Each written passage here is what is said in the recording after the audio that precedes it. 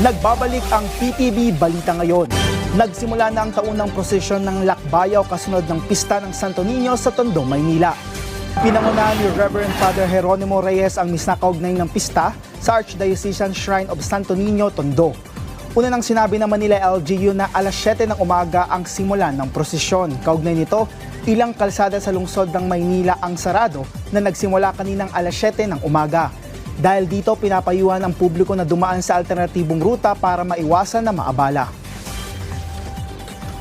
Sa ibang balita, kasunod ng isinagawang autopsy sa labi ng OFW na si Jenny Alvarado na nasawi sa Kuwait, ayon sa Department of Migrant Workers, posible nang lumabas ang resulta nito anumang araw.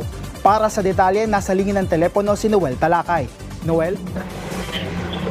Rod, sinasailalim na sa otopsiya ng National Bureau of Investigation NBI ang bangkay na nasawing OFW sa Kuwait na si Jenny Sanchez Alvarado dahil umano sa suffocation. Ito ang sinabi ni Secretary Hans Leo Cagdac ng Department of Migrant Workers o DMW kanina sa isang weekly news forum sa Quezon City. Sinabi rin ito na pinag-aaralan na nila ang mga paghain ng legal na hakbang ng DMW. Paliwanag ni Secretary Cagdac, Rod, babase sila sa siyensya ang susunod na kanilang aksyon ng kanilang opisina sakaling lumabas ng mayroong foul play o wala.